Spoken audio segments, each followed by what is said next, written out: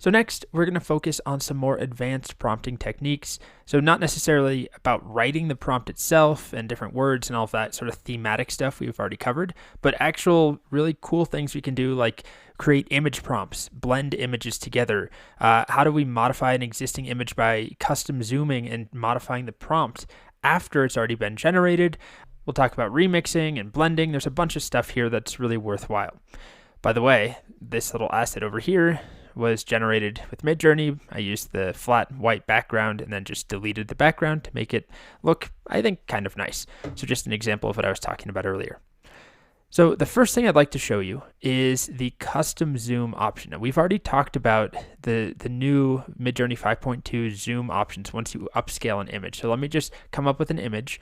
Why don't we imagine I don't know, how about a forest of aspen trees, autumn. Let's go with illustration. Sure. So I'm going to get, hopefully, some nice illustrations of some golden aspens that maybe one of which I'll like. I'll be back when that finishes. Okay, that finished up. Let's pick one of these, maybe this one with the meandering creek going through it, and I'm going to upscale it. So that's 3. So here's our upscaled version.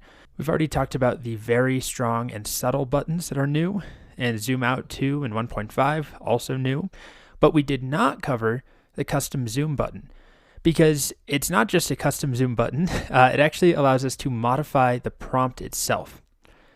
So I'm going to click this, it opens up a form, and you'll see that it keeps my original prompt in here, a forest of aspen trees, autumn illustration, but it also has aspect ratio, so I can modify the aspect ratio of an image after it's been created, and it has a zoom in here.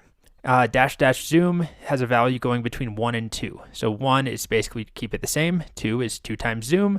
1.5 would be, well, 1.5 times zoom. Just like clicking the, where'd it go? Just like clicking this zoom out 1.5 times. So what I want to show is that I can completely change the context of how the zoom works. Instead of keeping the same exact prompt and just zooming out, what I'll do is something totally different. And I'm going to go with a framed print on the wall of a modern living room. I'll zoom out 2 times, the maximum. I'll keep the image a square. Sure, I'll keep it as a square to start. And this will use this base image here. So remember what this looks like, aspens, but the most notable feature is this creek meandering through. And we have to wait a bit. This tends to take longer than anything else that I've tried in Midjourney. I don't know if it's actually slower or not, but you can see already, I mean, take a look. It's using that exact image, putting it in a frame. Let's see if it moves it off the sofa. It is kind of right on top of a sofa, which is maybe not what we want, but of course you could adjust the prompt. There's a lot of things that we could do to try and tweak that, or maybe just say on a blank gallery wall. I'm just trying to illustrate that this does work. Even if it's not perfect, it's using that original image and I can tweak it. Pretty cool. Well, I'll be back when it's done. All right. So yeah, it kind of crammed them right on top of the sofa. There's nowhere really to sit in this example. Let's take one of them, maybe this one here. So that would be 2. I'm going to upscale it. And then I'll show you that we can also modify the aspect ratio, as we've already discussed, but we haven't actually tried using custom zoom. So maybe we'll go to a 3:2 aspect ratio. I do have to keep the zoom parameter in here. Now, if I don't want more zooming to necessarily happen, I could keep zoom at 1, but I'll go to zoom 2. So we'll zoom out further. Oh, what is it unhappy with? What did I mess up? Zoom 2, that should be fine. There we go. I don't know what that was. Maybe I had a typo and I just completely missed it. Wait for this to finish, I'll be back. So you can already see what's happening, right? The original image is in there. I zoomed out once to get it in a frame print. Now I'm zooming out again and we're getting way more of the living room. And I didn't change the prompt, right? I could even get crazier and say, image on a computer screen. Maybe we'll do one more example of that. You could make some cool animations using this, where each frame is zoomed out. I've seen people do this with other tools, not Midjourney, because it hasn't supported it until very recently, but other tools do support it. And now we're getting a full living room with the same couch and the same very cramped print right on top of the sofa. And then inside of that print, we have our original illustration that we upscaled right here. So we're zooming, changing the prompt, changing the aspect ratio, or changing the zoom, and possibly doing them all at the same time. Okay, so I want to show one more example. I've generated a grid of fantasy illustration of wizard casting a spell portrait. Let's pick one of these, maybe this one here, 3. I'll upscale it. And I want to then put this whole thing in a glowing sphere or something like that. So I'm going to change my prompt using custom zoom. I'll zoom out 2 times, so the maximum. I guess I'll keep it a square. And I'll change this prompt to be glowing sphere on bookshelf. Let's see how it does with the on bookshelf part. And submit this. And hopefully we get the wizard casting a spell from inside a glowing sphere. I'll be back when that's done. It's looking promising, right? We start to see the same exact wizard from up here with the same orb, the same hands, which, by the way, we kind of got some janky hands. I didn't even look at that, but, you know, I had a whole little video on that earlier. Midjourney is still struggling with hands, although well, looks like he's missing a finger here too. So, constant battle with hands and teeth, especially, and text especially. But that's not the point of this video. The point is that we can modify the prompt while zooming out and get some really cool results. If you have something that you like and you want to generate some very unique variations on that are very directed, right? I want it to be zoomed out into a sphere, or zoomed out to show that the wizard is actually on a computer screen or on a playing card, or who knows what. It is feasible now. And you can, of course, change the aspect ratio too, which I didn't do here. All right. So that's our first advanced prompting technique. It's a brand new feature, upscale an image, and then you can use the custom zoom button. The next advanced prompting technique we'll cover is image prompting, which is basically what it sounds like. We can provide an image in our prompt and have Midjourney do something with the image. We can blend 2 images together, or we can give it an image and give it some text and modify that image or use the image as an inspiration. There's a lot of stuff we can do. We can control the weighting of the image. We'll cover that in a separate video. But to start, we need some images. And the format of this is that we provide our image as a URL, so a hosted image somewhere. We provide that URL in the prompt at the beginning of the prompt, and that part is important. It does need to come first before the rest of your text prompt. I have a handful of images that I've put in a folder that are just, copyright-free images. So I'm going to pick one of them, maybe this image here, this stack of sort of rainbow rings. And the easiest way to get an image URL is just to drag it into Discord. I'm just messaging a direct message to the Midjourney bot. And this will upload the image for me, and then I can copy the image link. And then I can use that in my Imagine prompt. If you already have an image hosted somewhere else, you can just use that URL, but the image does need to be hosted somewhere. So again, you can just drag it into Discord. That's the easiest option. Now, to write an image prompt, all I need to do is provide the image URL first. Again, it has to come first. And then any text prompt I want after that. So I don't know what I want to do here. Maybe I'll take this image and then add the text donuts or pies. It kind of looks like a stack of let's go with donuts, or maybe bagels. Let's go with rainbow bagels. So I have my image, and then I have my prompt, and then any parameters at the end. I'm not going to add any. Well, you know what? Maybe for fun, I'll do this first example, and then I'll try increasing stylize a lot. Let's go to like 900. And let's do chaos. Actually, let's just leave it at those 2. And I'll be back when this finishes up. So I provide my image by first dragging it into Discord or just copying an image URL somewhere. And then I put that at the beginning of the prompt, and then any text afterwards. And you know what? While we're waiting, let's just do one more example. I'll take this really bad, I shouldn't say bad, a 3D render of a skull. I couldn't find a good photo of a skull that was copyright or Creative Commons licensed. So I will take this skull and let's combine this maybe. So I'll upload it. I'll copy the link and I'll combine it with roses. So I'll paste the link in, and then beautiful pink and red roses and orchids. I really like orchids. Okay, let's see what we end up with when this is done. Okay, things are slowly progressing. Here's my skull with orchids and, whoops, I just moved, orchids and roses, although it mostly looks like orchids right now. But you can see it's working, right? It's using that initial input image and then using my text. Then I have this one, my rainbow bagels. That one's pretty good, right? It's using basically the composition of this original, it's blending that with the text. So it doesn't take every single element, right? We don't have, what is this, 1, 2, 3, 4, 5, 6, 7. We don't have 7 bagels stacked, but it's giving sort of the general vibe of the image, if that makes sense.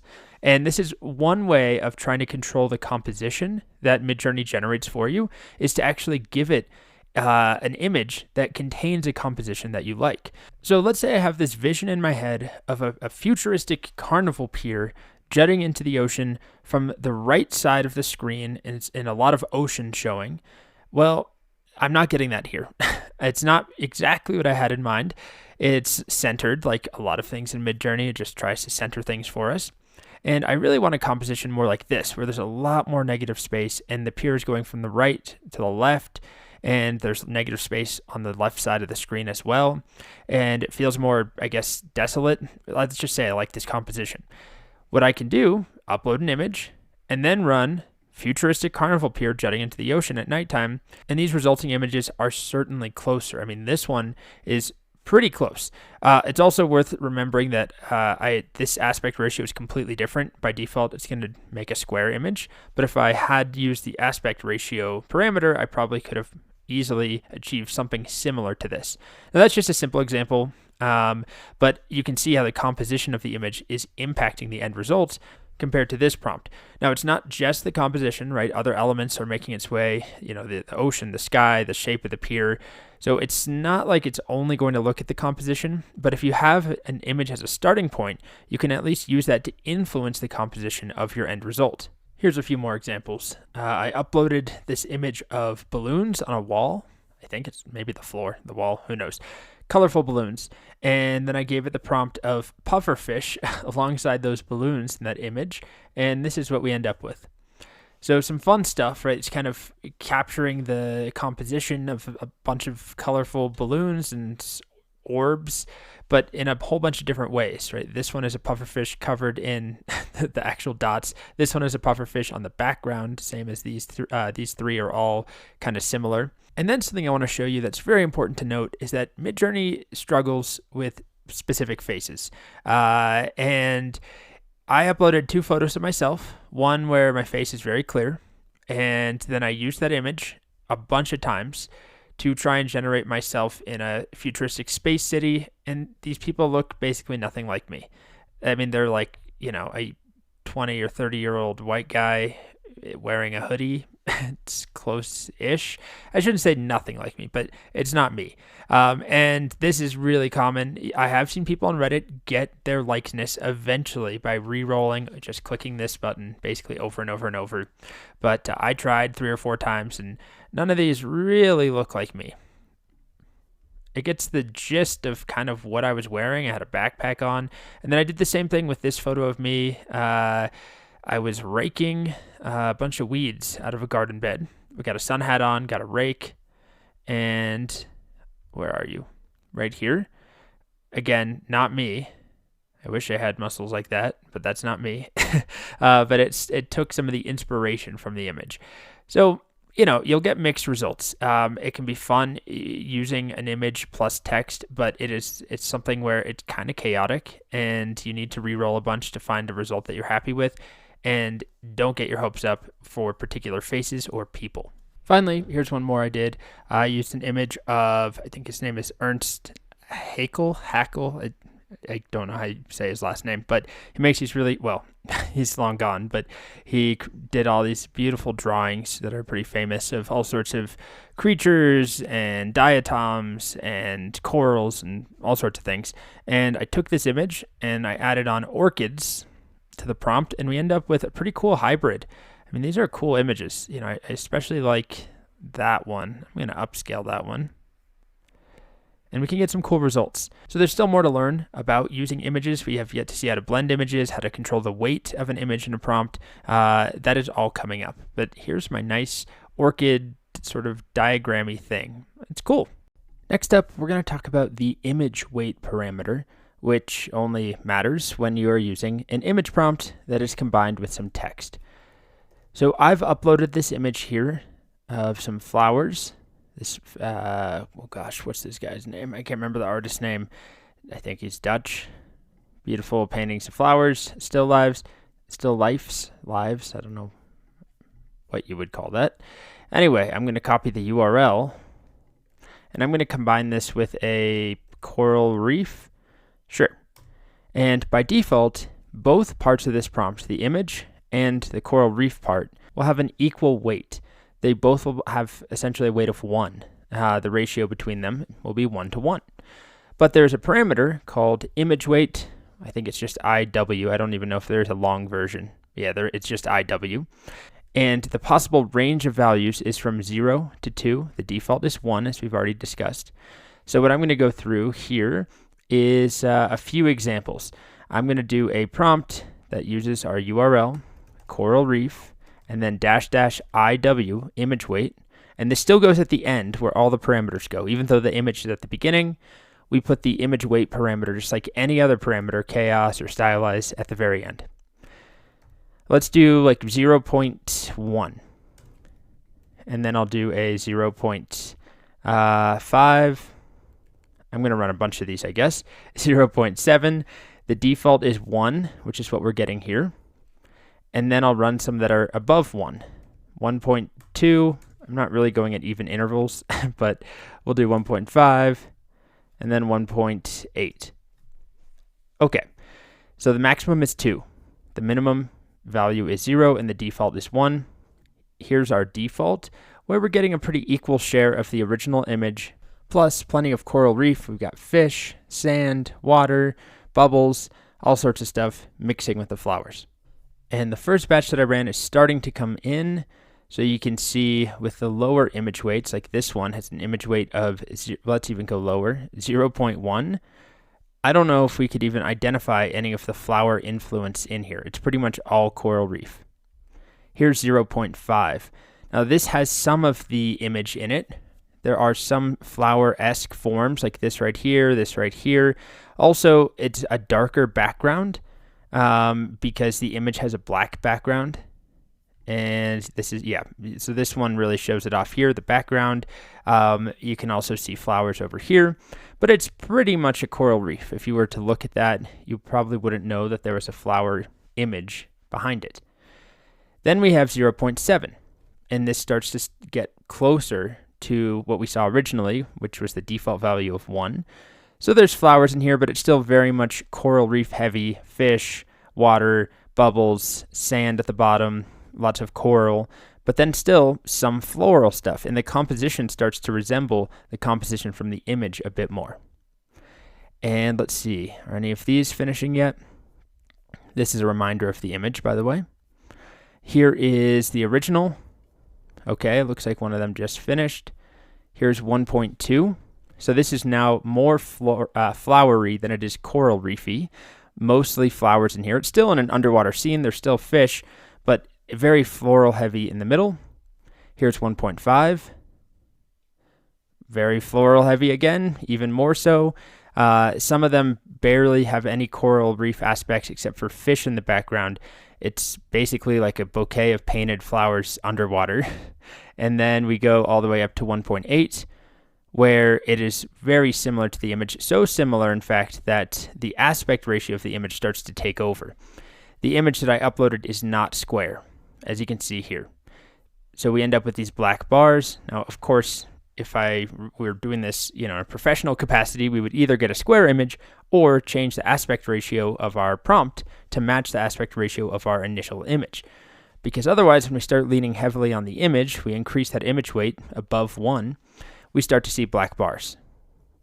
But otherwise, there's still some aspects of the coral reef, right? There's still some fish. It still kind of looks like an underwater background, but it's very, very flowery compared to our earlier versions that are very, very coral reefy. So I'll put them all together on a slide so we can look at them in sequence. Okay, so here are all of them together. I wish I had done 8. They would have fit nicer than 7 does.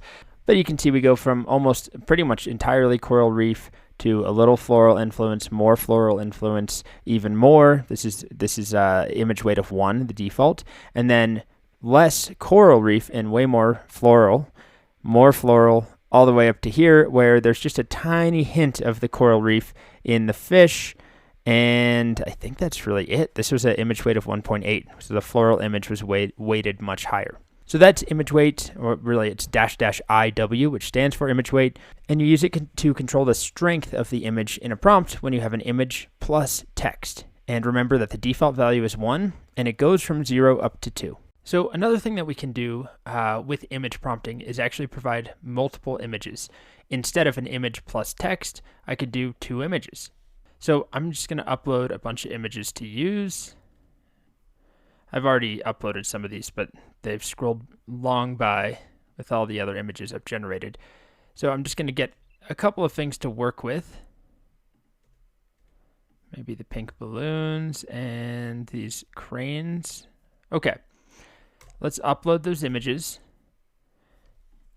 And then the syntax is exactly the same. If I want to create a hybrid between 2 different images, we're also going to talk about blend mode separately, which allows us to basically do that, exactly that, blend images. But let's take this pier photo. So copy the link, and then this guy who's flying through the air, and see if we can get a guy flying through the air in this image, or a pier in this image. Let's try something completely different. I have no idea how this will turn out. Let's try the pink balloons. And then after that first URL, I'll have a space, and then I'll put my, not copy image, copy link, my second URL here. And then any other sort of parameters can go afterwards. So it looks like you can kind of see we've got a pier and what seems to be a guy or a character flying through the air based off of this and this. And for fun, let's try one more.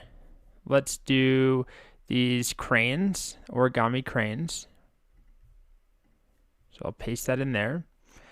And I don't know, let's see what happens if we combine it with this one. This woman walking down this very empty space. Okay, so this one finished up, and you can see we've got basically a hybrid between the two, right? A person flying through the air over a pier or near a pier. This one is still coming along, the balloons with the flowers. Here we go. Now we run into the whole aspect ratio thing again, where I maybe would want to specify, a 2:3 or 3:2?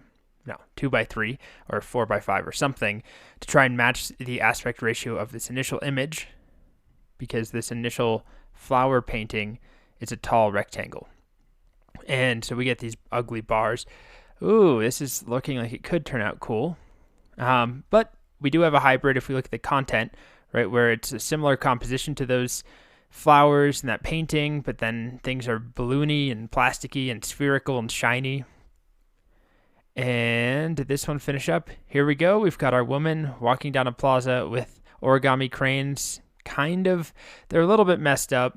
It happens when you're working with any of these image models, but we could regenerate and eventually get one that looked good.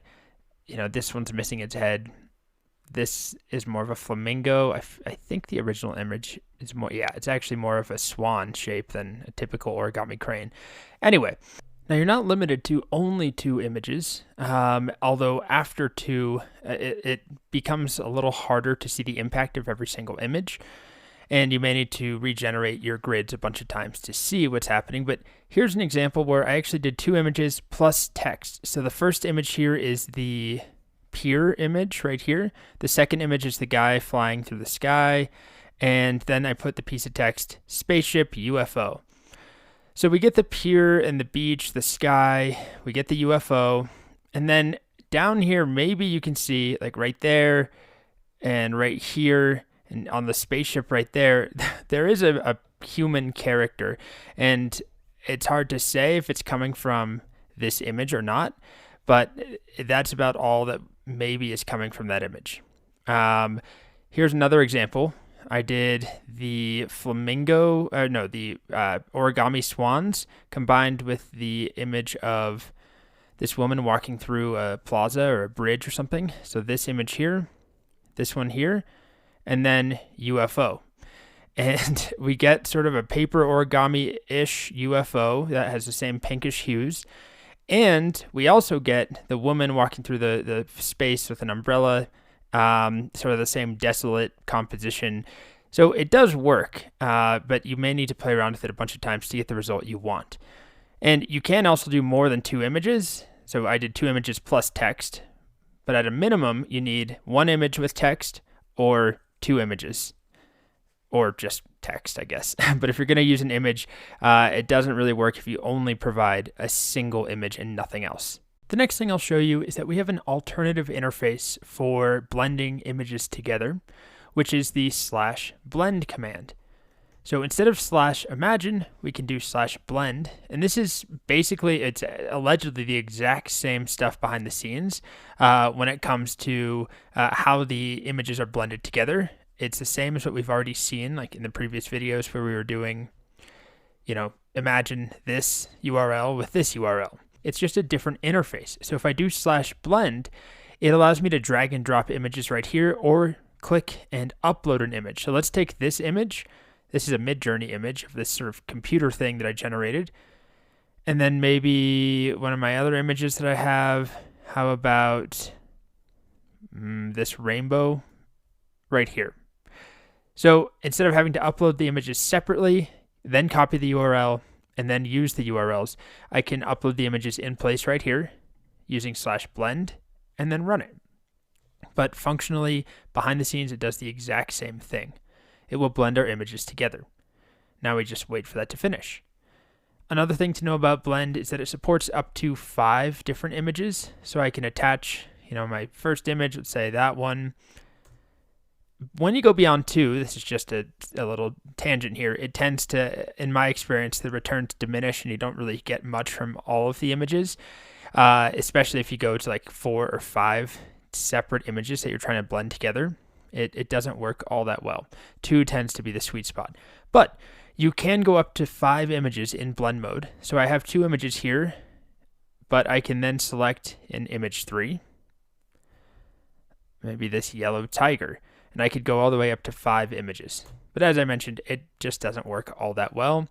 I don't think those 3 images are going to work well together at all. There's different styles. One of them is just a big yellow background with a tiger drawing on it. We'll see what happens.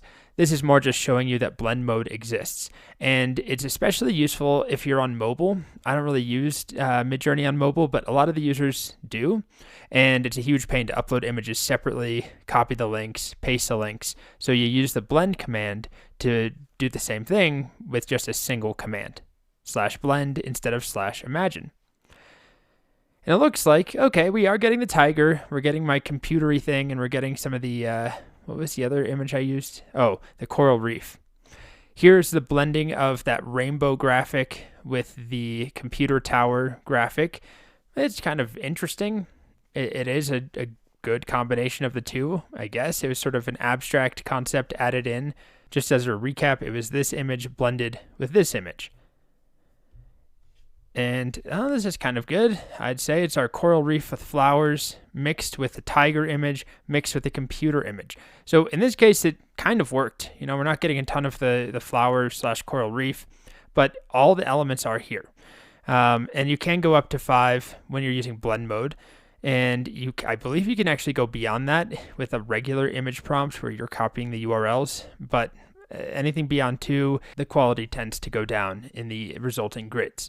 So that's Blend. It's a separate command from Imagine. It's basically optimized for mobile to allow you to blend images together, but you can do the exact same thing with /imagine. You just have to actually have the image URLs, right? So that's what I did right here. No, that was not it. Any of these from earlier, /imagine, put the URL, put the other URL, and as many as you want. Okay. In this video, I'll keep it quick, but I want to talk about a common strategy or an approach some people will use where you basically generate individual Midjourney images that you like, and then use blend or an image prompt to combine those things together. So it's not just about existing images you have on your machine, a picture of myself or something I took of my dog, but also I could use any image I've generated with Midjourney. I just need to have the URL. So let's try doing let's imagine a Greek sculpture of Apollo.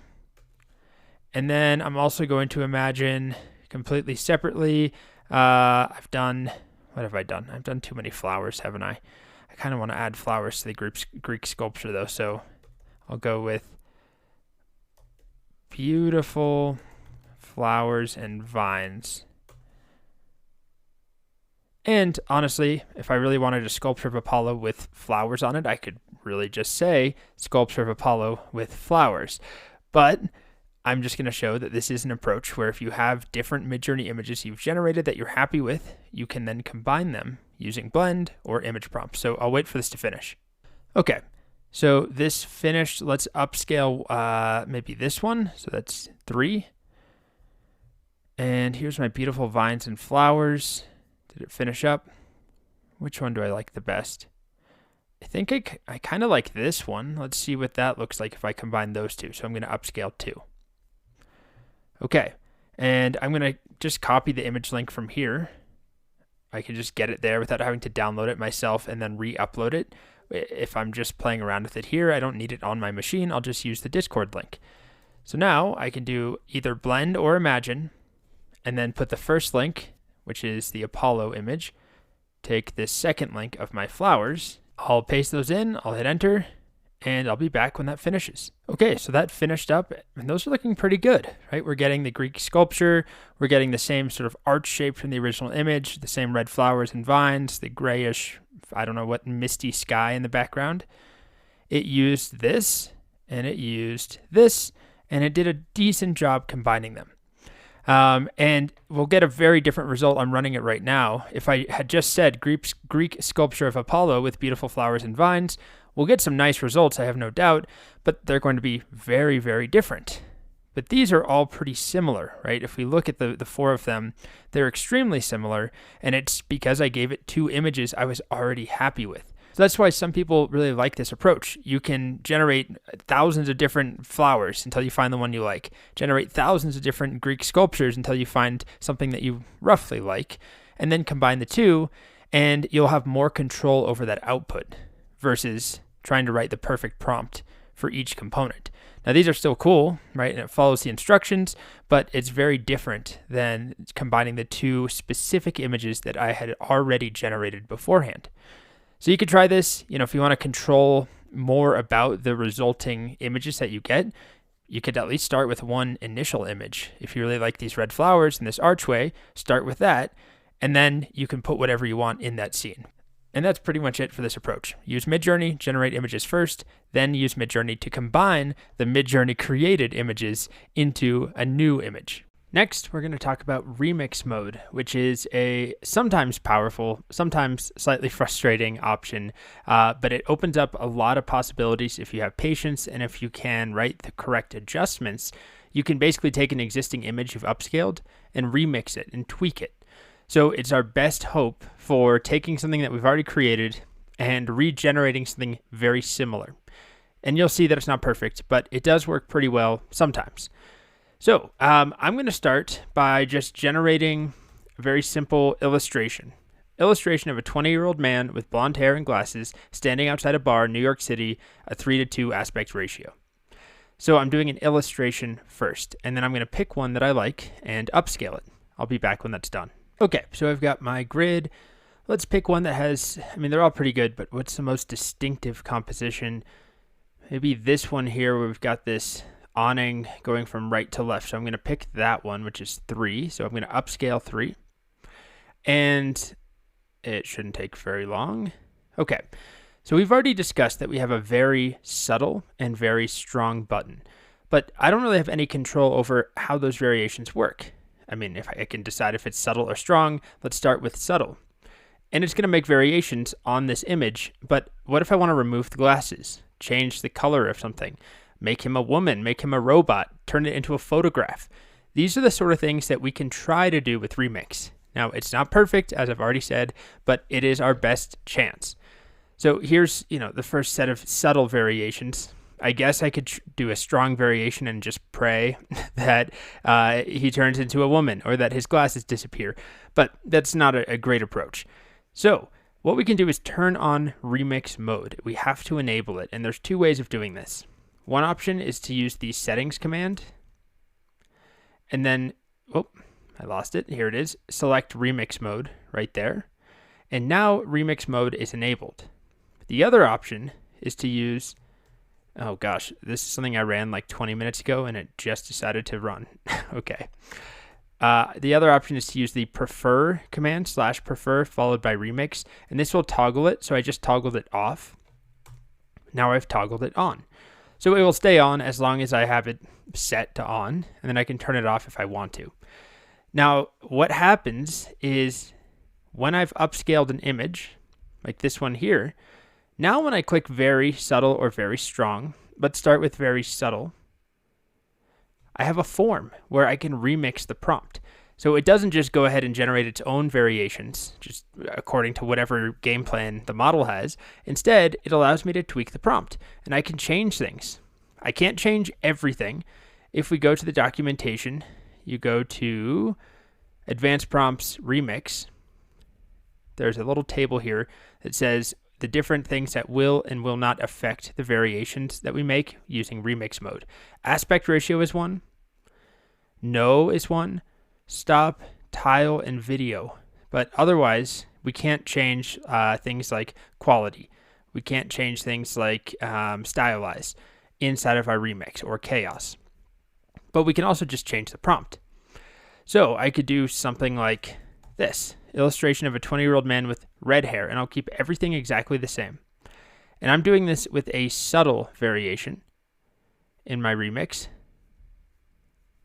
I'll wait for that one to finish, and we'll take a look at it. There we are. It's starting. This guy looks like a bit of a clown. Oh, there we go.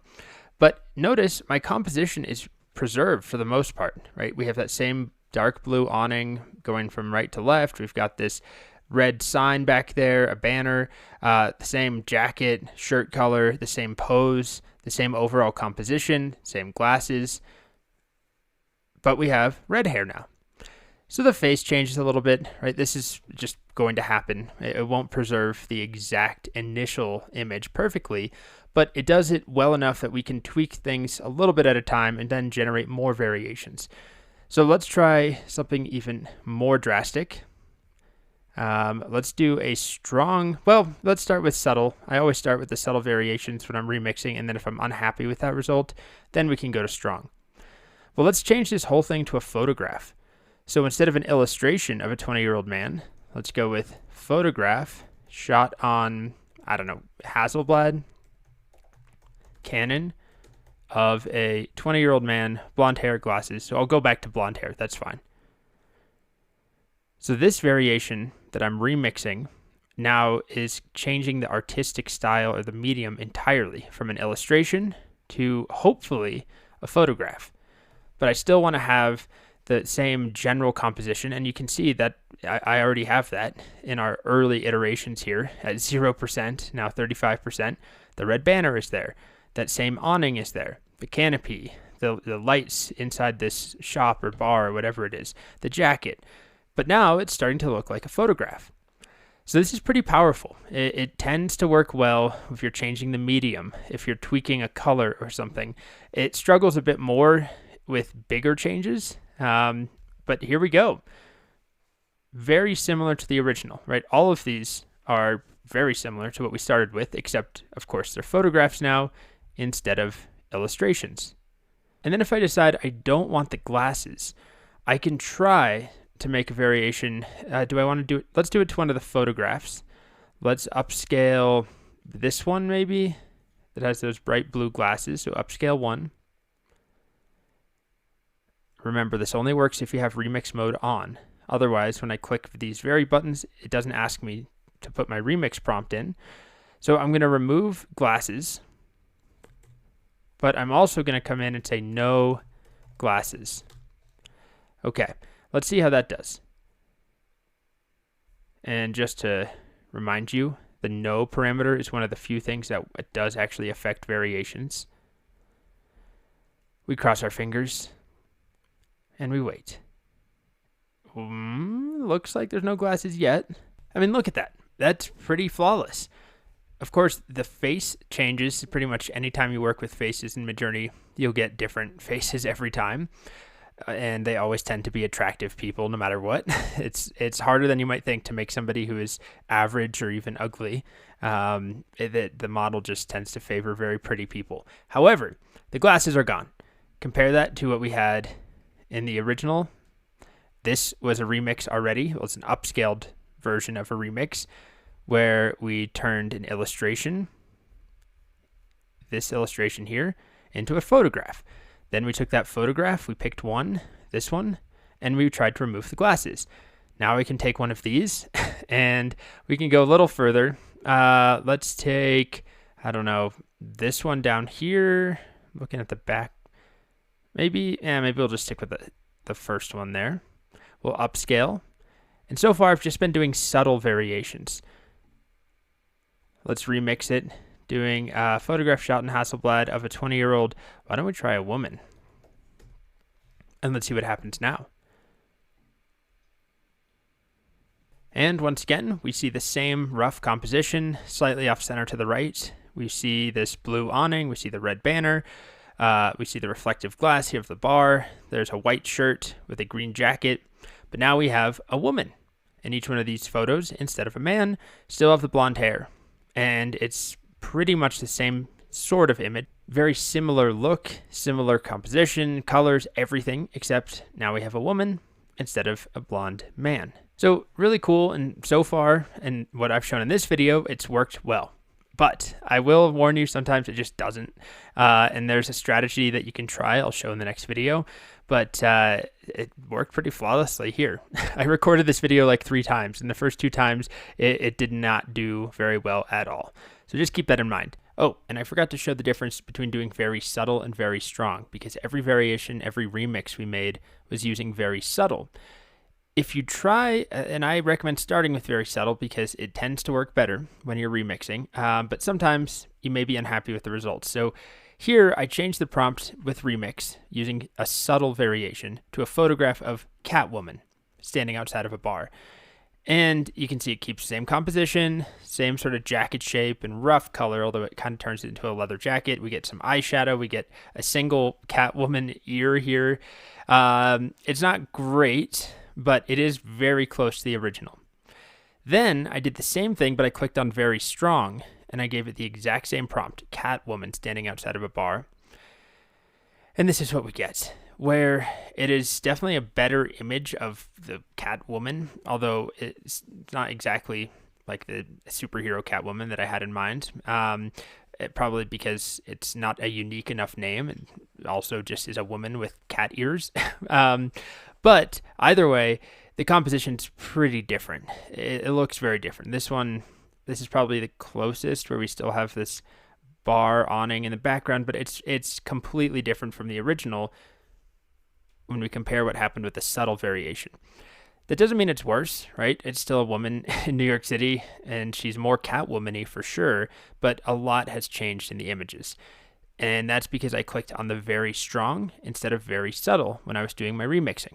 Next up, we've got a brand new, very exciting feature just added to Midjourney, which, by the way, the best way to keep up with any of these new updates is to check the announcements channel on the Discord server. So even if you're DMing, direct messaging the Midjourney bot like I am, it's still worth heading over to announcements because pretty frequently there are updates. So there's an update right now for a new mega membership plan that's $120 a month, but it's cheaper for people who keep buying a bunch of additional fast hours, which is not me. There's a new experimental weird command, which I haven't even had a chance to play with yet. It's so new, and it's likely not a stable feature as it says, so it might change. But the feature I'm most excited about is the pan feature. Panning introduces 4 arrow buttons below each upscale. And when you click those buttons, it will extend your image in that direction. So this is all new. And what's most exciting and interesting is that it will extend even though the resolution will become very large, meaning it sounds like it actually really increases the size of images. It's not just zooming out like we've seen before, where it keeps the resolution the same. It will make images larger. So it does have a few rules. You cannot pan both horizontally and vertically on the same image. You can only go in one axis, left to right, top to bottom, horizontally or vertically. And you can't control how much panning actually happens. So let's play around with it. I'm going to go back to my Midjourney bot here. You can see those buttons showing up when I upscale this image. Let's do a new image though. Let's imagine a hummingbird flying through clouds. Sure.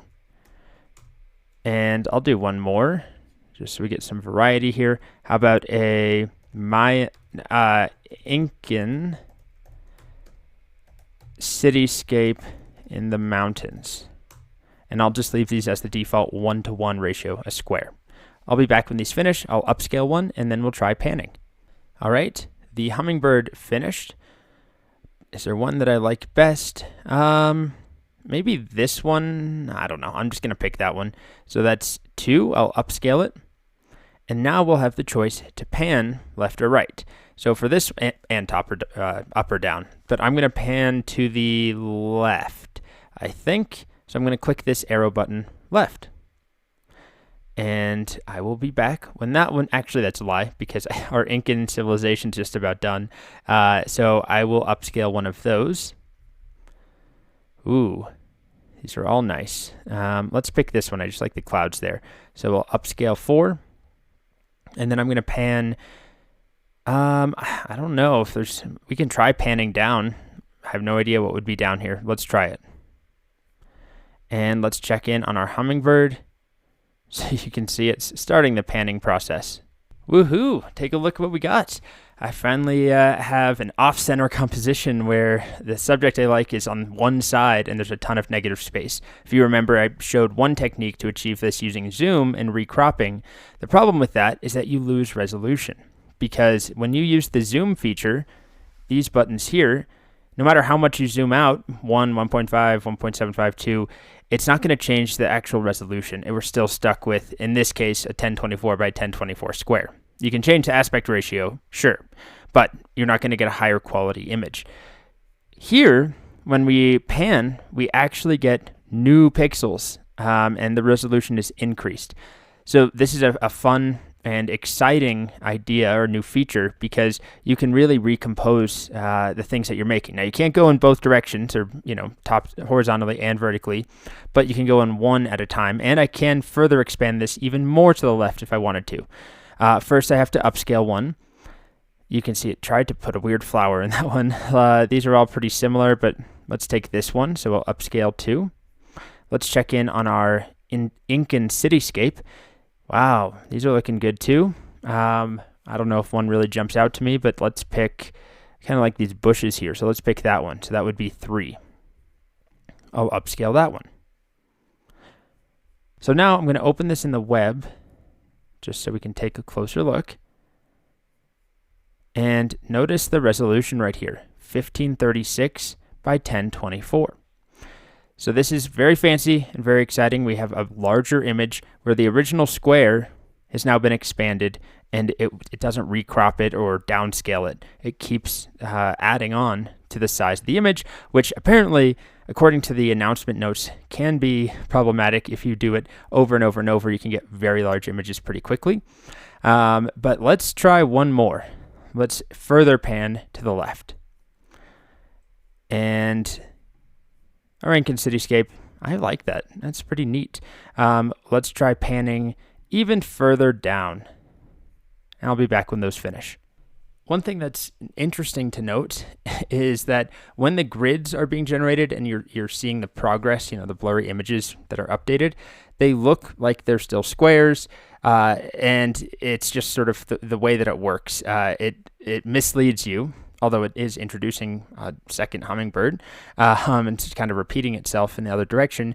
But this is just the new content that's basically going to be appended to the old image. Same thing here, right? We're only seeing the bottom part, and they show up as squares, but then the end resulting image or images will not be squares unless we actually specified that we want them to be squares. And yeah, that's not as successful. I don't really want a second hummingbird in there. The good news is you can use remix mode with this, and I'll show that in the next video.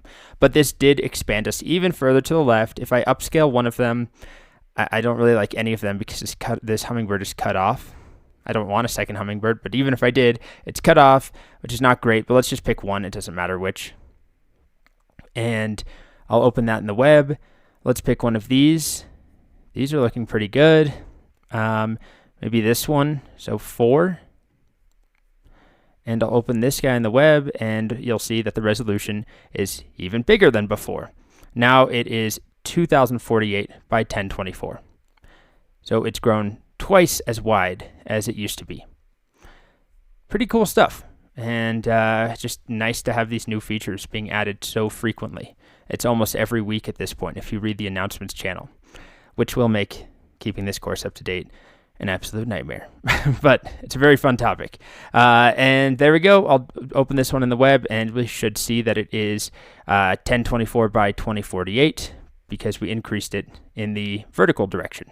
And remember that we don't even have the option to then pan horizontally. If you commit to panning one direction, up or down, one axis, vertical, horizontal, as soon as that is done and you upscale an image, the other 2 buttons are completely gone. I can't even try going left or right on this one or up or down on the hummingbirds. Next, we're going to talk about using remix mode with panning, which is pretty powerful. Okay, so the next and super powerful thing that I'll show you is combining remix mode with the new panning functionality. Got to make sure we turn on remix mode. Go to settings, turn it on, dismiss. And this will allow us to basically reprompt it as it pans to the left or the right, the top or the bottom. Let's try and come up with a scene that makes sense to pan. Let's have a man oh God, how do you spell silhouetted? Dear Lord, this course has really revealed my, spell check is on. Why aren't you spell checking? Yeah, I wasn't quite right. This course has revealed my horrible spelling. Man silhouetted against, I don't know, let's say at the beach. And let's have this be at, I want it to be from ground level. Let's just see what this gives me. And then we can decide if I need to reprompt. But I basically want a man standing on the beach, sort of outlined, dark, and then we can pan left and add features in like, I don't know, a Ferris wheel or a lifeguard tower or a bird flying or something like that. Okay, so this is close to what I was imagining. I wanted it to be, from eye level essentially, which I guess is mostly how silhouettes work. Can't really have like a bird's eye view silhouette, I don't think, just because the sun is up where the bird's eye view is happening from. Okay, so I'm going to pick one of these and upscale it. I want the most sort of isolated, probably one of these down here, or maybe this one. And then let's think of what I want to add in. I think a lifeguard tower is a good next step. So 93%, come on. Here we go. Let's take maybe this one. Okay. So that is 4. I'll upscale it, and I'm going to pan to the left. But now that I've enabled remix mode, I can reprompt as I pan to the left. It opens my little window here, and I'll say lifeguard stand silhouetted at the beach. And so hopefully this will add a lifeguard stand over on the left side. We'll see how it goes. But this is one of the things that they, on the announcements channel, in the official Midjourney server that they mention is that you'll get a lot of repetition and kind of wonky compositions if you just keep panning. The model just tries to fill in stuff and it repeats generally. You can see here where, we have part of the original image and then a lifeguard tower maybe is the right term, not stand, but either way, it's adding in a silhouette of a lifeguard tower on the left-hand side. So by remixing, which you have to enable, as we've already learned, we can reprompt. In the same way we can reprompt when zooming, we can reprompt when panning in any direction, as long as we have remix mode enabled. And one more time, it looks like it's making squares. That's just how the grids are initially rendered while they're being generated. but the resulting images are going to be rectangular. And here they come. All right. So that's not bad. I think, well, this one's kind of cool, but the composition looks nice because this one's cut off, this one's cut off, this one's really close to the edge. But this one is a lifeguard tower in the water, which maybe it's super high tide, maybe. So I guess we'll go with that one just because I like how it looks. So that is going to be 4. And then let's pan. Should we go further? Let's go to the right this time, and we'll just add one more thing and we'll reprompt it. What should be on the right? Maybe a flock of birds in the sky or something. Flock of seagulls flying at the beach. Whoops. And let's see how that one goes. I'll be back when that's done. All right, here they come. It's kind of what I had in mind. A flock of silhouetted birds against the sky. That's looking good. Although, it bothers me when it cuts things off, which Midjourney does all the time, especially when we're panning or zooming. Awesome. Looks pretty good. Let's pick one to isolate. I think compositionally, this one or this one looks best, although again, there is a cutoff bird, which kind of bothers me, but let's pick that one. We'll upscale it and we'll be done. And of course, you can do the same thing when prompting or when panning up or down. And there we go. Kind of a cool scene.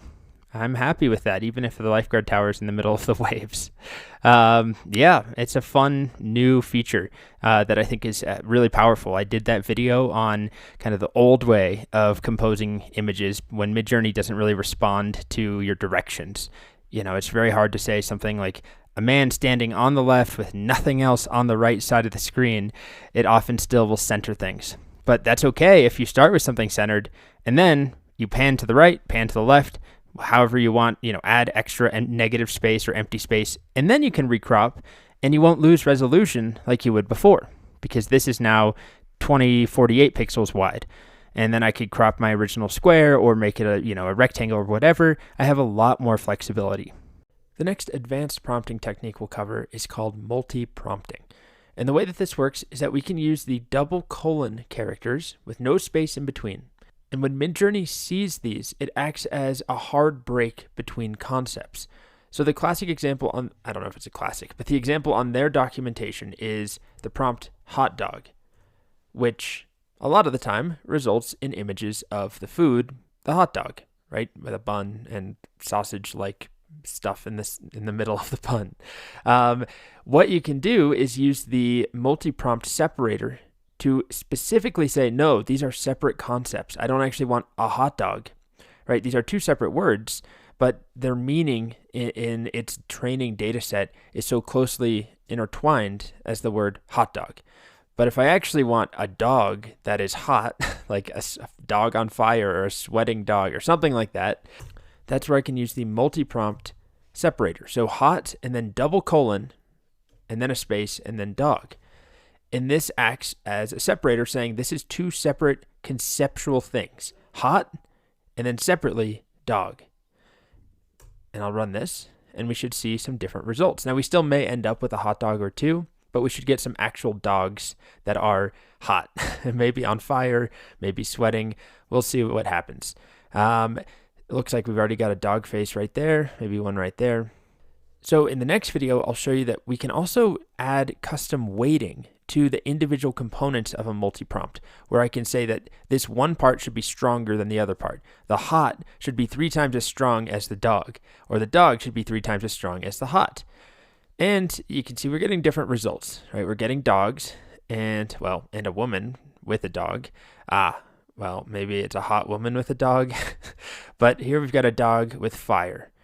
Here we have a dog in front of the sun, maybe? It's too early to tell what that is. It's like a cyberpunk dog. Here we've got a dog in space. I don't know if they're actually hot or not, but it is completely different than what we had earlier without the double colon multi-prompt separator.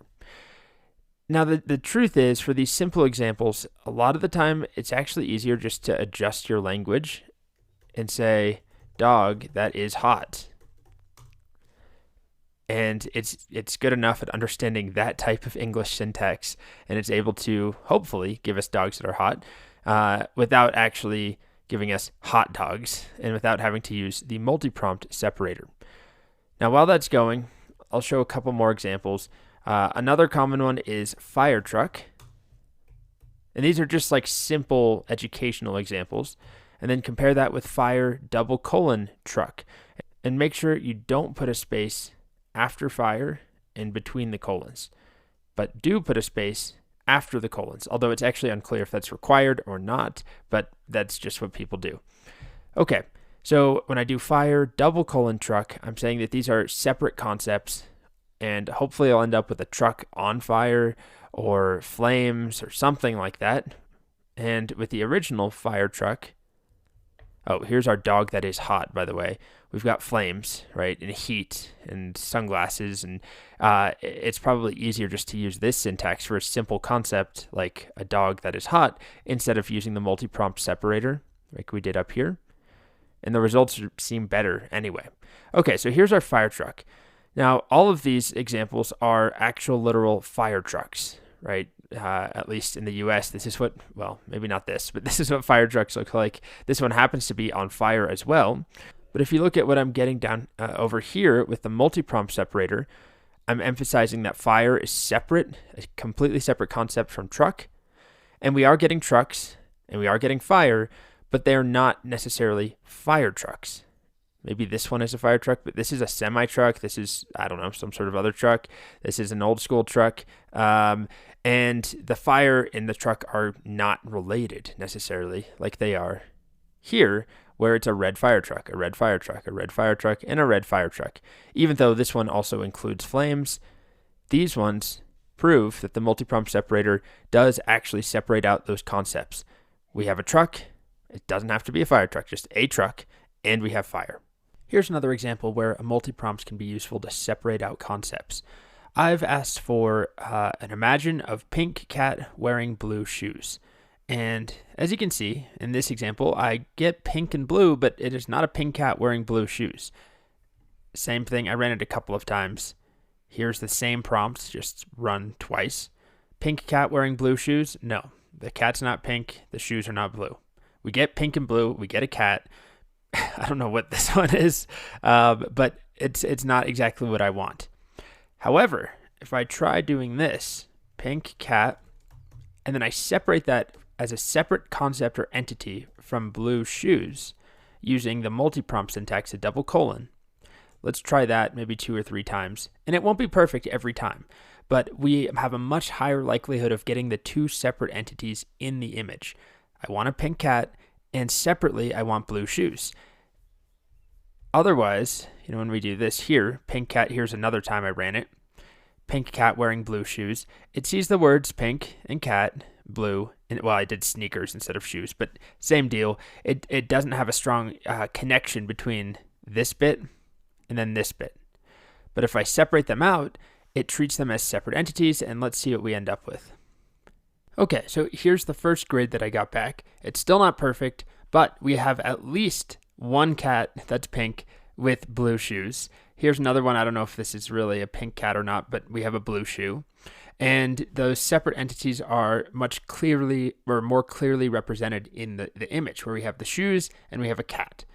Whereas in my earlier examples, when I had pink cat wearing blue shoes or blue sneakers, there are sneakers, there's a cat, but the composition is completely different.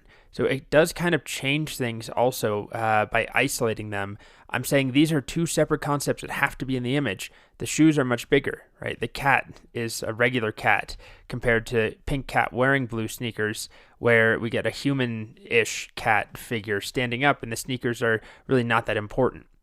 So it impacts things in a whole bunch of ways. And of course, this is running it once or twice. In the real world, if you're really trying to get a pink cat with blue shoes, you'll probably run things 10 times and pick one that you like and make variations. Now, even when it messes up, like this grid, there's nothing that I actually want to use. I wanted a pink cat with blue shoes. We still are getting more of the cat with the shoes or sneakers, right? I don't know what happened here or here, really. It's quite a horrifying one. But we're getting more cat with sneakers. those two concepts are more equally represented in our image. Same deal again. It struggles to get the sneakers to be blue and the cat to be pink, but it is giving us cat and shoes, cat and shoes, cat and shoes, cat and shoes. Those concepts are clearly represented. So it's just a matter of time of re-rolling this over and over or slightly modifying our prompt to get the end result that we want. Another thing that we can do with multi-prompting is provide a weight value. So a number, a positive or negative integer, but we'll focus on positive for now. We'll cover negatives in a separate video.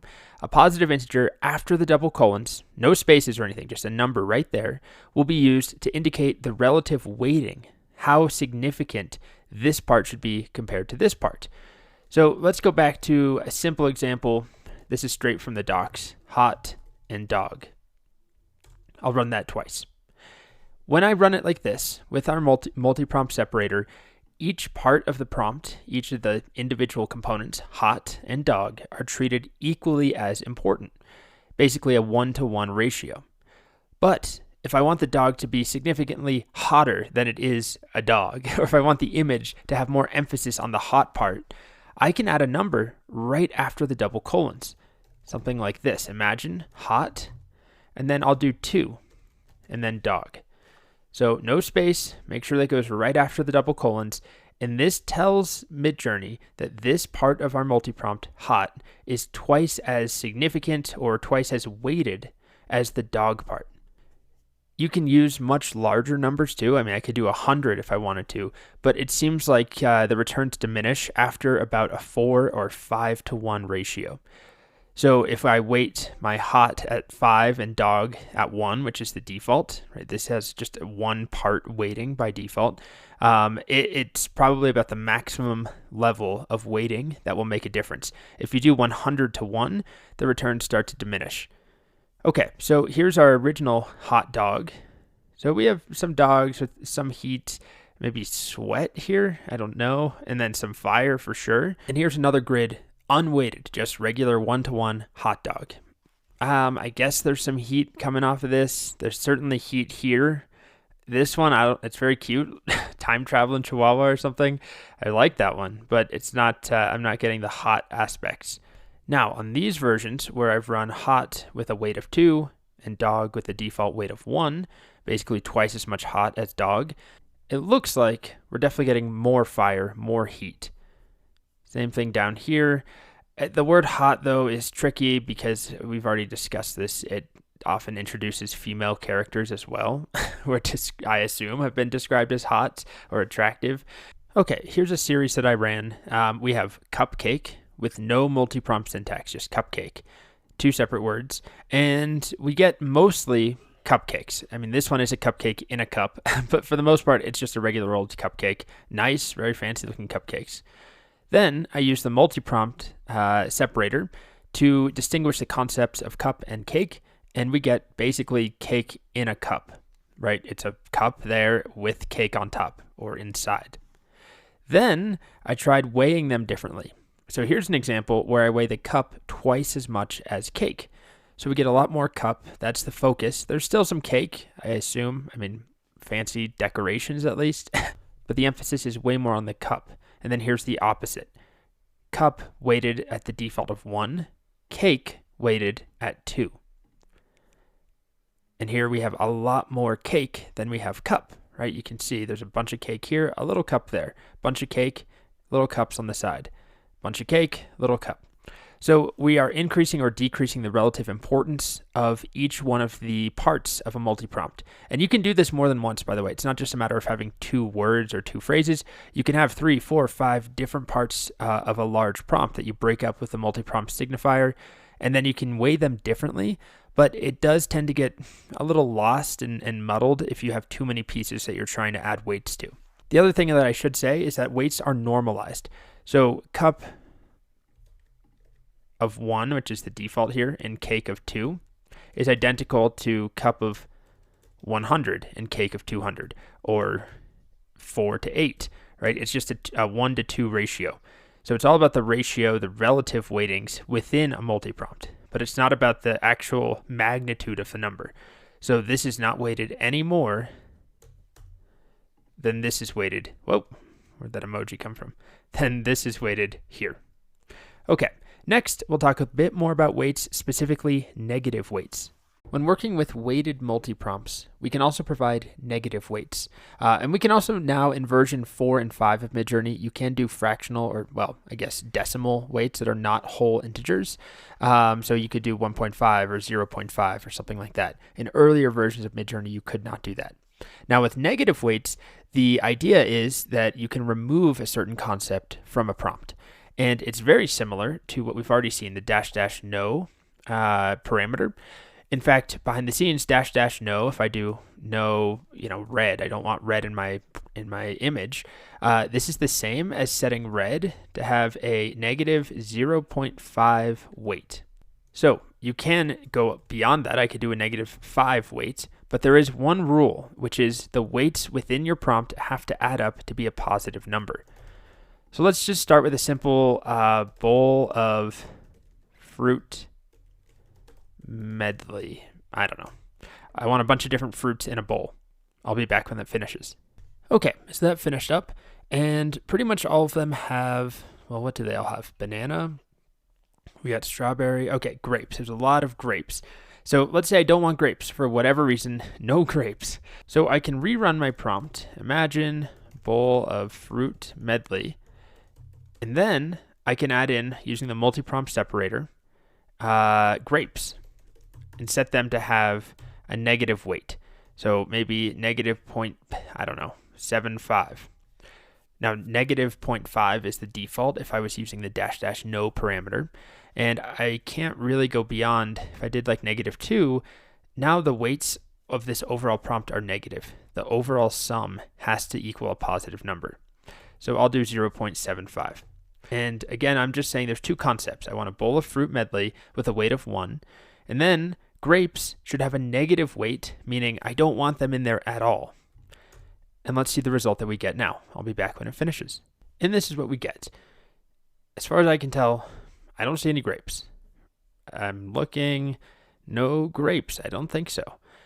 So it makes a big difference, although I probably would have been just fine using -- no. But the thing about using negative weights is that you can be stronger, right? You can say, instead of just the -0.5, which I would get using -- no grapes, I could give it a -3, assuming that I'm then weighting other things more positively in my prompt. The next thing we'll look at are permutation prompts, which are prompts where we use the curly braces characters inside the prompt, and we provide a list of values. And a prompt will be generated using each individual value from the list. So it's a quick way to generate a whole bunch of different image grids using a single prompt. For example, let's say I want to try playing around with different artistic styles. So I could do something like, what's our subject going to be? A vintage car on the beach. Sure. And then maybe I'll play with different artists. So in the style of, and then instead of having to say Picasso as one prompt and then hitting enter and doing a second one that says somebody else, I can do this. Curly braces, Picasso, comma. Let's do, I guess I keep going to the same artists, huh? Dali, Michelangelo. And finally, let's do Edward Hopper. He did that famous Nighthawks painting. Okay, so what's going to happen here is that it's not going to start immediately. It's going to ask me, whoa, are you sure you want to do all 4 of those prompts at once? Because we are charged, we're billed just like we had run 4 prompts. Even though we only typed one thing in, it's all about the GPU hours behind the scenes. This will show me the prompts that I've generated, a vintage car on the beach in the style of Picasso, in the style of Dali, and so on. So every single value in my curly braces is used one at a time to build up the prompt. Then I can tell it to go. I'll click yes. And it takes a little while, of course. It has to generate 4 separate grids. You should know that you're limited to 4 total prompts on the basic plan. I think it's 10 prompts if you have the middle standard plan. And pro subscribers can generate up to 40 jobs. That's the highest tier, all at once. So if you pay just for the low tier plan, 4 is the maximum you can get. But you can do some really cool stuff with just 4. But where it gets really interesting is when you do multiple permutations within a single prompt. And I'll show that when this finishes up. So we're getting our vintage cars on the beach. Here's in the style of Picasso. Here's in the style of Dali. Not so sure about the Michelangelo ones. And then here's Edward Hopper, slowly coming into being. Yeah, I don't know if that seems at all Michelangelo to me. Maybe I should have said Michelangelo fresco or something, or painting. I didn't give it any sort of medium. While that's going, I'm going to queue up another one and just show some situations this can be useful. So you can use permutations anywhere within your prompt, including in the parameters. So that means I can use it to generate a bunch of different aspect ratios. Let's do, gorilla on the moon, surreal illustration, and then aspect ratio. I can generate using curly braces. I'll have a 1-to-1, and then I use a comma to separate my values, just like I did earlier to separate the artist names. So a 1-to-1 aspect ratio, a 2-to-3, and a 4-to-5. And then I'll allow it to go, and this will generate me 3 different grids with 3 different aspect ratios. So it's just a quick way to play around with things, to generate a bunch of prompts at once. If I wanted to generate, a different color, a car of many different colors, and see which one I liked, I can do imagine. Let's do a storefront. So storefront, and then I'll put colors in front. So I'll have a purple storefront, a red storefront, a green, an orange, and a blue storefront. And we'll go with photograph. Just any storefront, sure. And it's going to take a while. These other ones haven't finished yet anyway. But here we have my 1-to-1, my square gorilla on the moons. Here I have my 4-to-5. And here's my 2-to-3. So you can use this anywhere, not just in the actual words of your prompt, but also in the parameters. Now we're getting all my different storefronts being generated. And while that's going, I'll show you that we can also have multiple permutations. So maybe there's more than one thing that I want to change within a prompt. I'm going to do a photograph of Times Square. Maybe we'll do photograph of Times Square. Shot on Hasselblad. And then I'm going to put in some different weather. Rainy and sunny and foggy. Okay, so rainy, sunny, and foggy. And then maybe, I'm not sure if I want to do Times Square only. So I'm going to say Times Square, and I'll also do Central Park. So when I run this, it will show me the prompts before I can click show prompts. I can show you the combinations. So each value in a curly brace will be combined with every other value in a curly brace. So we'll have Times Square rainy, Times Square sunny, Times Square foggy, Central Park rainy, Central Park sunny, Central Park foggy, as you can see here. And if you have the basic tier, this would be too many prompts. It will only run 4 at a time. I have the middle tier right now, so I get 10 at a time. So I will go ahead and run that. Come back. And here's our storefronts finishing up. I mean, pretty cool. We've got our red one. We got our purple ones. We have our blue ones, our orange ones. The green one, for whatever reason, is taking forever to even begin. But with just a single line, I was able to generate all of those grids. And now we're getting our Central Park and Times Square, rainy, sunny, foggy. And I'll be back when that's done. Okay, so our first image is photograph of Times Square, shot on Hasselblad, rainy. So we have a rainy Times Square. Then we still have Times Square, this time combined with sunny, and we have a sunny Times Square. And, the green storefront finished. Then we have photograph of Times Square, shot on Hasselblad, foggy, and we have our foggy Times Square. Then Times Square is done, so it switched over to the Central Park prompts, right? I had Times Square and Central Park in my prompt in those permutation braces. And so then we get Central Park, rainy, Central Park, sunny, and Central Park, foggy. So you can use as many of these as you want. Just keep in mind that maximum number of jobs that you can have queued up with a permutation prompt: 4 on the basic plan, 10 on the middle plan, 40 on the top plan. All right, So that's permutation prompts. You can use it to control any part of the prompt, including things like aspect ratio and other parameters. You could do, a whole bunch of different chaos levels or stylize levels. You can change the genre or the medium of something that you're generating, right? You can generate a painting, a watercolor, a drawing, and oil pastel, all in one go without having to run those prompts individually. They'll all get queued up for you, and then they'll run sequentially. Next up, something completely different. The word Niji or Niji has come up a few times in the docs. We've seen it actually in settings. It is, according to Google Translate, Japanese for rainbow, right? You see Niji right here and here. It is a totally separate Midjourney model that was trained specifically on anime styles. So tons and tons of anime images, animation styles, and it results in images that look like this right here, or this right here. They're more hand-drawn, certainly more anime styled, and it was a result of a collaboration with a company called Spellbrush, which actually does not have much of a web presence, but is a Y Combinator company, according to my haphazard research, that specializes in combining anime and AI. So it's an anime image generator, essentially, and it favors anime styles way more than the default Midjourney models, which tend to gravitate towards that somewhat photorealistic, 3D, over-the-top, beautiful images, but the default styles of, let's take 5.2, for example, look something like this, right? This is our treehouse castle example from way back, and it's simply, and they look like something out of maybe a really high quality video game or a movie. Not quite photos, but in between photos and art is what I would say. Anyway, when we use Niji, I'm just going to pronounce it Niji. I'm terribly sorry if I'm completely wrong. It is going to generate anime looking images for us out of the box. So to use it, we can first use /settings and just switch over to Niji version 5. There's also a version 4, but I would use version 5.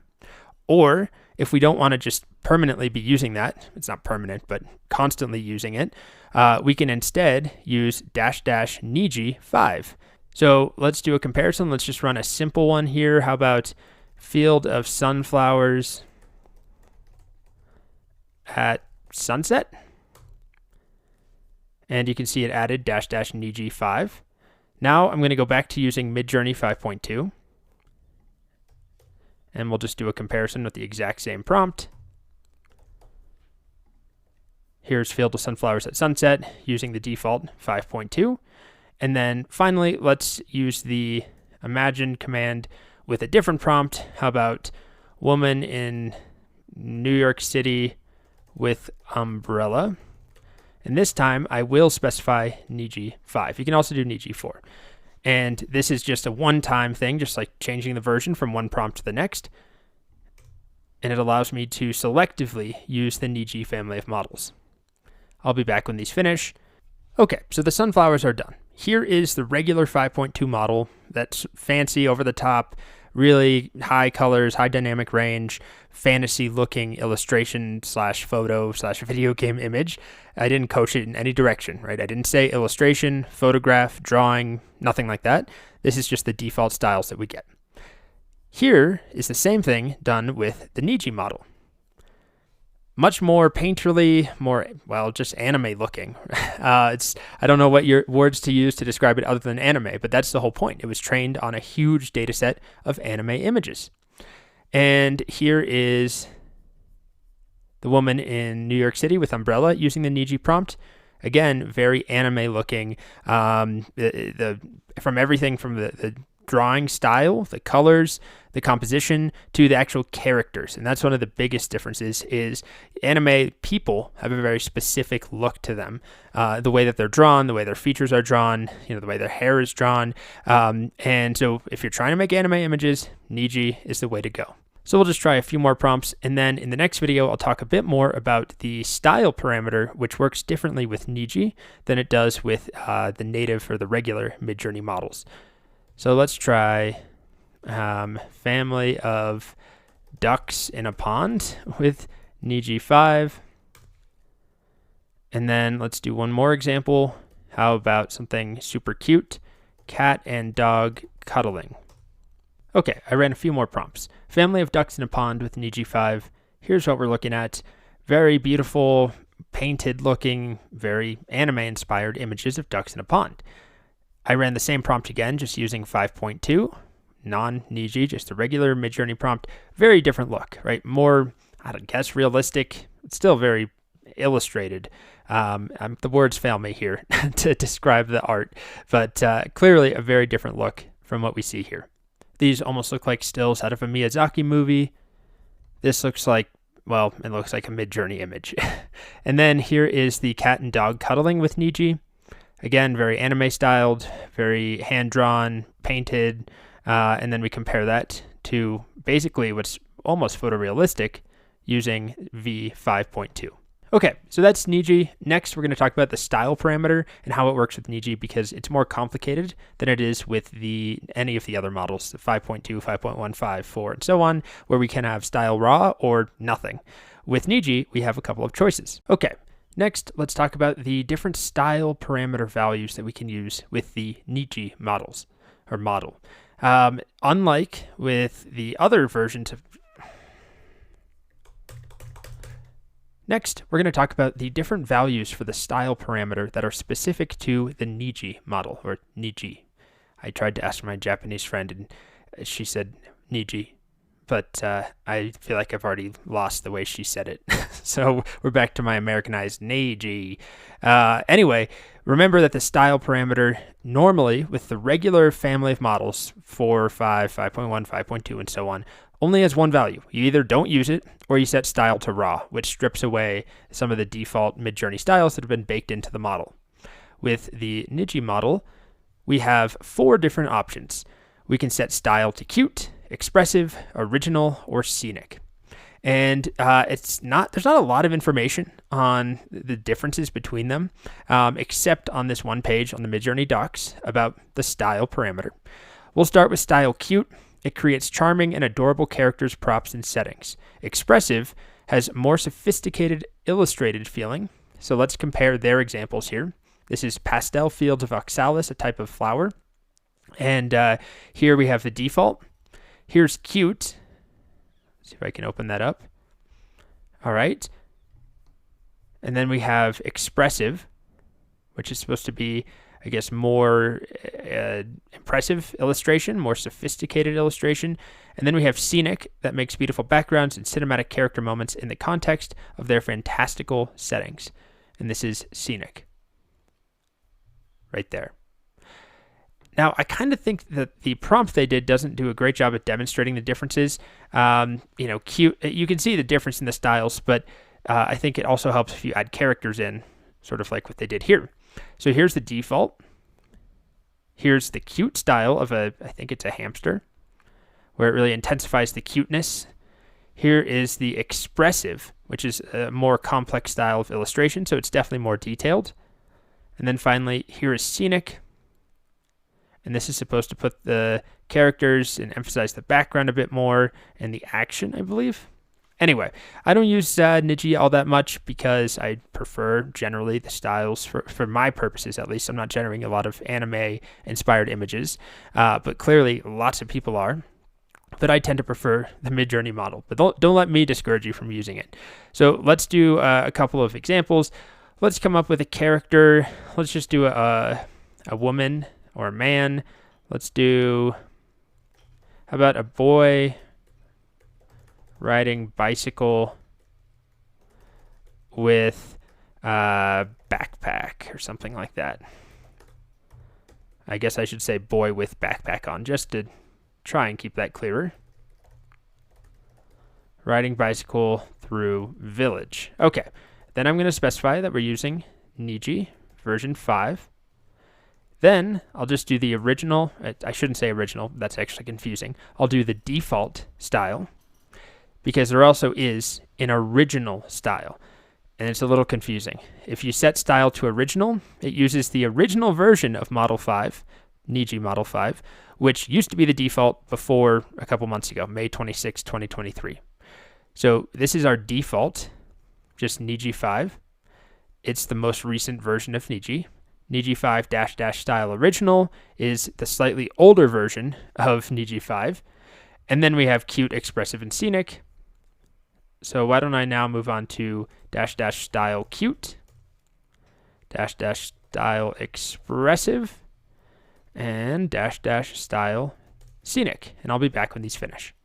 Okay, 3 of them have finished up. I'm still waiting on the expressive one to finish, or sorry, the scenic one. Here is the plain current version of Niji 5. And again, looks very anime, beautiful illustrations. It's not impossible, but it's much harder to get regular plain old Midjourney models to do this compared to Niji.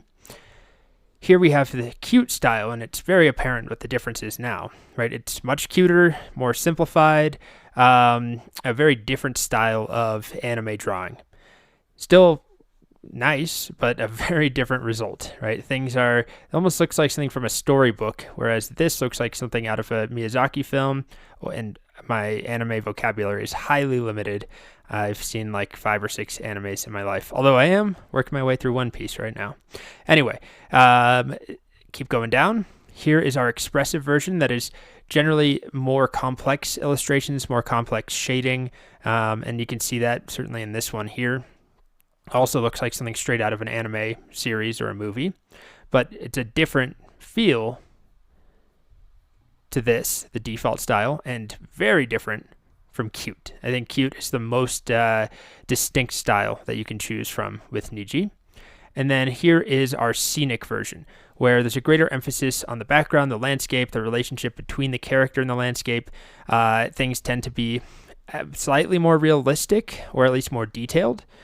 Realistic might be the wrong term because it still is very stylized, but there's more realism to it. Okay, so those are the different styles, except for the original style, which you can play with, but it's just using the older version of Niji. Not Niji 4, but the old version of Niji 5. That was the default until May 26, 2023. All right, so that is Niji. There's a lot of fun things you can do with it if you're interested in creating very illustrative looking things, and if you're interested in anime. So another brand new feature in Midjourney, as of recording this, it's like half a day old, at least publicly available for half a day, is called the weird parameter. And it's a little hard to explain. The idea is that higher weird values, which goes from 0 to 3,000, which is kind of a confusing range. You have to keep, all the different parameters have different ranges, right? It'd be nice if it was just 0 to 100 for everything, but it is what it is.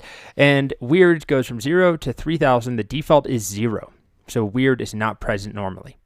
It is a highly experimental feature, as it says here, and in the announcements channel on Discord, they make it clear that its behavior will likely change. But the idea is that if you increase weird, you can get more unusual images, what they refer to as quirky and offbeat. And that might kind of sound like chaos, and they have an explanation here. Chaos controls how diverse the initial grid of images are. Weird controls how unusual images are compared to previous Midjourney images, so it makes things weirder. Chaos makes things more diverse within an individual grid, and then stylize controls how much of Midjourney's default stylistic preferences are applied. You add it to the end using -- weird or -- W, and then a value from 0 to 3,000. So let's try it out. First of all, here's their example of a cyanotype cat. And here's weird of 0. Here's weird of 250, 500, and 1,000. And we start to get definitely weirder, more unusual imagery as we move over to the right. We increase that value. Here's a prompt for a lithograph potato, where weird starts at 0, goes all the way up to 1,000, and we get more unusual images. And one more time, here's clockwork chicken. No weird value present. Well, set to 0, which is the default. And then we increase it, and we end up with some, definitely some offbeat, quirky, unusual images. So I think it's one of those things you play around with, and they make it clear that if you want to get more attractive, weird things, increase stylize along with weird, and try starting with similar values for both. If you just increase weird, you might get ugly results, weird and ugly. If you want weird and pretty, increase stylize. So let's try something. Hardest part is always coming up with what we're even going to imagine. How about a human octopus hybrid?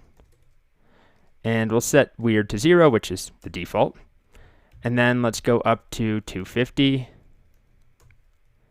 And then I guess I'll run a bunch of these. I probably should have used a permutation prompt, but 500, 1000, and then I'll just massively increase it from there, and then we'll go to 3000. And I'll be back when all of these finish up, or at least some of them finish. Our results are starting to come in. Here's the default, no weird value present, set to 0. And we get pretty much what we expect from Midjourney. You know, the default aesthetic. We've got human octopus hybrids. All of them are quite horrifying. Then I increased it to 250, and already we see a huge difference in how weird these images are. A man just holding an octopus, a man with sunglasses standing in front of some octopus skin-looking creature. This man here, I mean, it's like a collage-looking thing. Further down, here's 500. I mean, some very weird results. Not a huge fan of a lot of what we're getting, but let's try then rerunning this with higher values for stylize as the documentation recommends. Here's weird of 1000. Kind of interesting. A lot of really surrealistic looking compositions. And here's weird of 2000. We get a lot more like painterly looking things, collage looking things, disjointed compositions. And here's weird of 3000. So still very much a human octopus based prompt. This one, I don't even know what to say about that. I mean, this is like generating things that look like indie band album covers. I could easily see that one being a band album cover. Okay, so let's try running this again, but this time I will scale up the stylize parameter as we go. And I won't run all of them, it'll just take too long, but let's do a few of them. So weirdness of 250 and stylize of 250. And then let's just go right on up to 1000 and set stylize to 1000, which is the maximum value. So I guess we'll also try one in the middle. So even though weird goes up to 3000, we can't set stylize to 3000. Let's do 800 for stylize and 800 for weird. And see how those turn out. Oh, what did I mess up there? Need a space.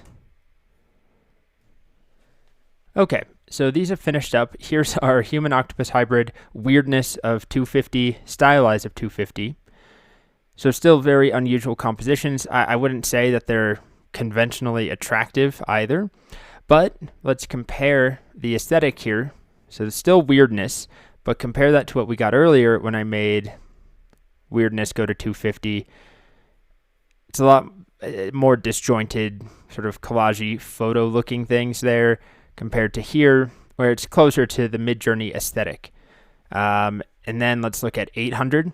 So some very weird things, but still kind of looks like what you would expect from Midjourney, and we don't have such, I hate to say janky, but it doesn't seem as janky.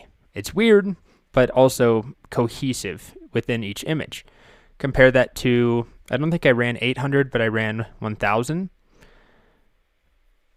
And I ran, was it 500? Where some of these things are just like stuck on top of one another. An octopus tentacle plus a cutout of a human. Same thing here, same thing here. So the stylized parameter is certainly making a difference, but the weird parameter is still doing a job for sure. And then here's weirdness of 1000, or weird of 1000, and stylized 1000. Very weird.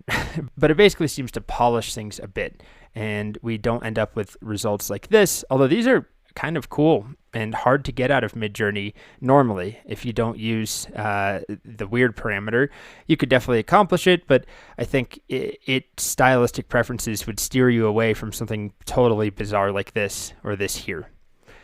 So again, this is brand new. I haven't played with it very much at all, like 10 minutes before this video, but it's fun, and I'm sure it will change as the docs say, as the Discord server says, in the announcements channel, but this is how it works for now. The higher value that you provide to weird, which goes from 0 to 3000, the higher the value, the more unusual the images are. Basically, the more original and less similar to previously generated images they'll be.